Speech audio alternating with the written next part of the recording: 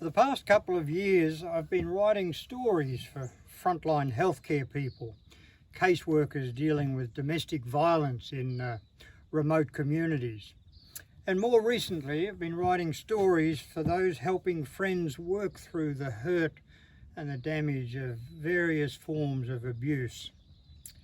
In a way, we're all frontline workers, frontline carers, especially those of us who seem to have good listening ears or strong shoulders to lean on, well, sometimes cry on.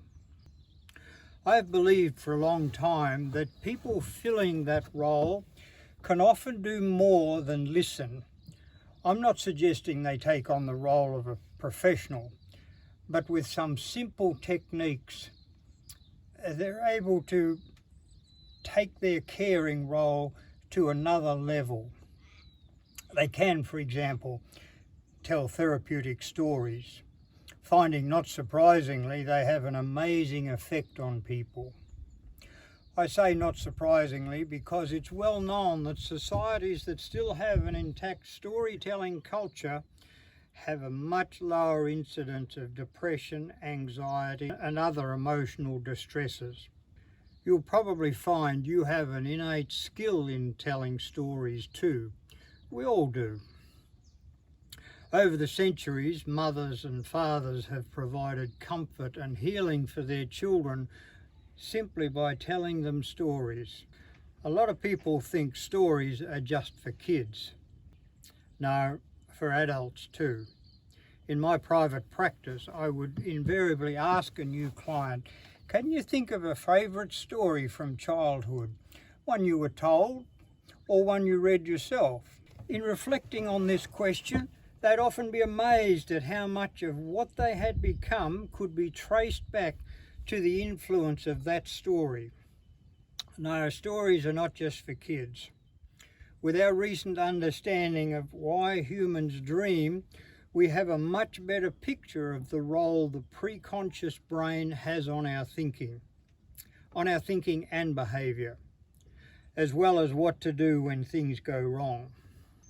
The preconscious brain or emotional brain is before thought and before language, so that leaves us only with the language of dreaming, metaphor, or stories with metaphor embedded in them.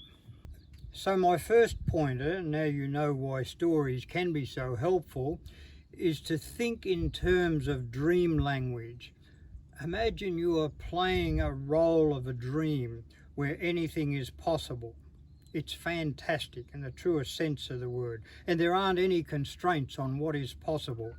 It frees you to be more in sync with your friend. Being in sync is crucial. Chances are, if you are acting the part of a good friend, you'll already have an easy rapport. Think of rapport as a dance of empathy. It is moving effortlessly with your friend, seeing as best you can what they see and without any judgments, dancing together. In a sense, listening to the same music. I encourage you to think of each other as partners moving together, not someone who knows more talking to someone that knows less. There is a point in which conversation becomes therapy. While keeping the idea of dancing together, your friend has to be completely relaxed. Remember, you are simulating a dream process, so their critical, rational thinking faculty needs to be bypassed. C.S. Lewis used to say that the power of a story is that it sneaks under our watchful dragons. So that's where relaxation comes in. Actually, it's a state of light trance, but we've got to be careful using that word. I don't know how many times I was asked in therapy, hey, you're not going to hypnotise me, are you? No. Trance is perfectly normal. In fact, the sign of a healthy individual is their ability to move into and out of trance. ADHD, for example, is like not being able to go into trance, and addictive behaviour is not being able to get out of it. It's like a state of focused attention. It's like when we're so absorbed in what we're doing that time stands still. What if your friend cannot relax? I had a practice in the country as well as the city. I saw all sorts of people, including often farmers, arms crossed, and they would tell me, I don't think I'll ever be able to relax. I've always been too busy, too much to do, so I don't know how you're going to make me relaxed. Well, somebody that's as busy as you, very difficult to relax. Yes, I understand that. You've got a lot to do. From daylight to dark, you are busy working. Let's just uncross those hands. Let's get something off your chest. Open out your hands. Just put them like this. Let your fingers free up. Let them dance a little bit. All right, get your shoulders back. Just feel your body moving into being very focused on what I'm telling you to do.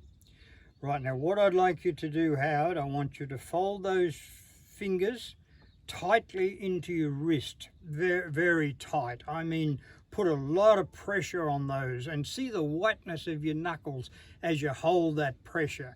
Now, Howard, I want you to keep that pressure there. Keep that wrist tight and feel the tension going up past your wrists, your elbows, up into your shoulder, across your shoulders to the base of your neck. Just feel that tension.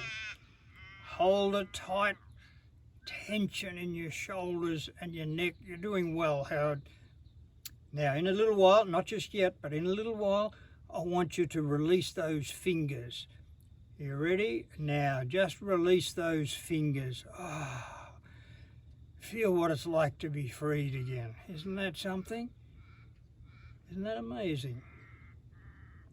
And if the client is not only difficult to get into a relaxed state, but they're also bothered with perhaps in bondage to an idea or addictive behaviour, something they can't get free of, you can use the same little exercise not only to relax them, but to use it as a metaphor. Now, seeing those fingers tight into your wrists again, the whiteness on your knuckle, now just realise that even though you might be held tight, even though something is applying that much pressure on you and it doesn't seem to give up, just understand that there's not a power on the planet that can stop you just releasing those fingers now. Release those fingers now.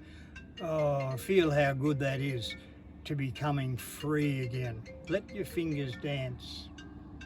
So for your story to be effective, your friend needs to be relaxed or in a light trance.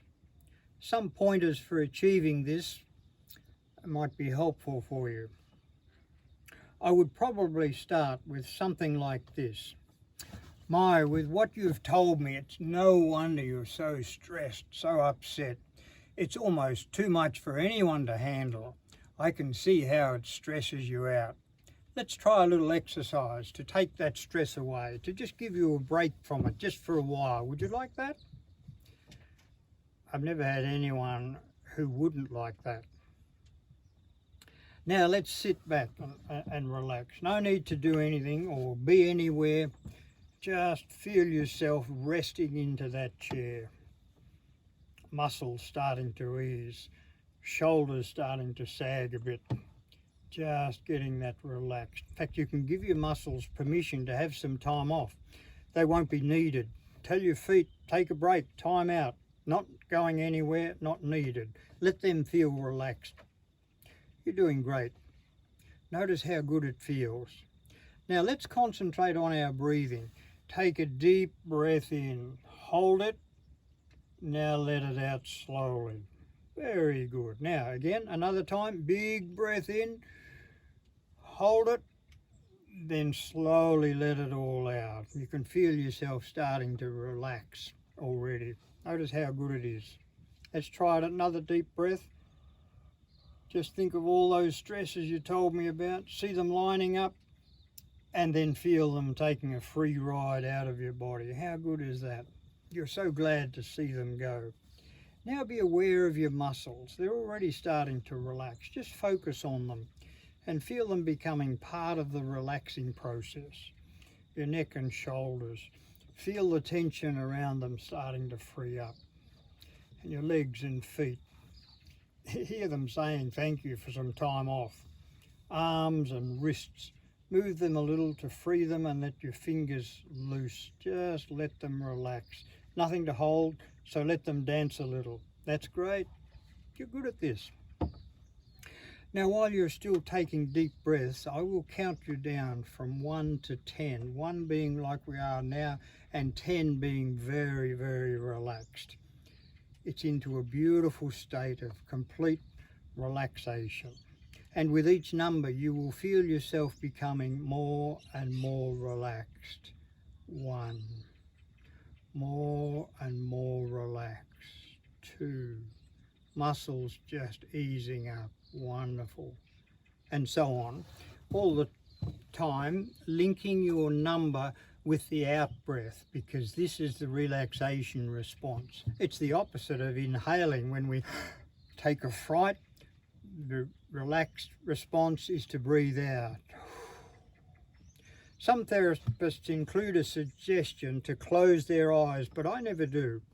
And it's probably better if their eyes are closed. It eliminates all the visual stimuli, but mostly they will do it anyway, especially when they become more and more relaxed. Think of it, you're in a dance together, you're doing the talking, but you're both getting more and more relaxed.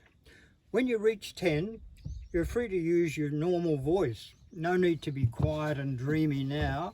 I often use a poem at this stage. I find it quietens the rational mind, for poetry is loaded with imagery that is dreaming and appealing. In a sense, it is like telling the rational mind to have a break from taking itself so seriously. Just relax for a while. You see, the rational mind is always making sense of things, and a poem, it often confuses it. Take this for example. It has a phrase, darkness falls from the wings of night. Now hang on, darkness doesn't have wings, and yet there is a deep sensory appeal that helps the mind to just let it go. No need to solve it, no need to work it out. It just relaxes and listens without trying to work it out. The day is done and the darkness falls from the wings of night, like a feather wafting downward from an eagle in its flight. Come, read to me some poem, some simple and heartfelt lay that will soothe the restless feelings and banish the thoughts of day. Such songs have the power to quiet the restless pulse of care and come like the benediction that follows after prayer. And the night shall be filled with music, and the thoughts that infest the day will fold their tents like the Arabs and as silently steal away. The thoughts that infest the day will silently steal away. This reminds me of a story, and then leads straight into a story. What story? Well, there are lots of books on therapeutic stories, and the internet has lots too. Title of one book is Stories That Heal. I used to read them and practice them and modify them, but over time I changed that. I make my own stories specific to what you want to achieve. I encourage you to try making your own story up as you go along. It sounds risky, but you will get better at it over time. Don't try for the perfect story. Remember, your friend is in trance and they'll not be following the connections or the relevance, what's connected to what. They're not doing that processing. Anything is possible. They're like in a dream. Fantasy has a universal appeal, so don't be afraid to use it. Animals and birds can talk. You can be in special places magically and see things in your mind's eye. Places and events that you share with your friend may be very helpful. And don't shy away from humour. Be a bit playful and whimsical. Good storytellers are like that. Make them sensory rich. And don't overthink them. I remember trying far too hard to get the story right, and considering what I do now, I needn't have bothered, because you can be far more effective with having a story that's directly linked with things your friend has told you. You're free to use one of my stories if you wish, and some of them have my notes alongside to help you in constructing your own, what I consider essential parts of constructing a good therapeutic story. When the story is finished, you can start counting your friend back from this relaxed state of 10, slowly, perhaps with a phrase or two related to the story in between the numbers. Remember to raise your voice a bit for the final 2 or 3 numbers. Remind them they're back in the room. They can start to notice things again, reorient themselves. Don't rush anything. Don't be concerned if they happen to fall asleep while you're talking. It will still be therapeutically beneficial. In likelihood, they heard everything you said. If they are asleep, don't wake them, just wait. One final thought, and this is important, it's called closing the curtain. Never go over the story. Don't mention anything about it. It leaves the preconscious mind deal with it without the rational brain starting to chatter. What's this? What was that? Where's that connected? It's best if your friend has a good night's sleep after your story, because it's during rapid eye movement sleep that the consolidation of the metaphors that you've put in there, they come therapeutically effective. Thanks for watching. I hope you find it helpful in working with your friend. I'm sure you'll feel it is wonderful to be more than just a good listener or a strong shoulder to lean on. God bless you, because the world needs people like you.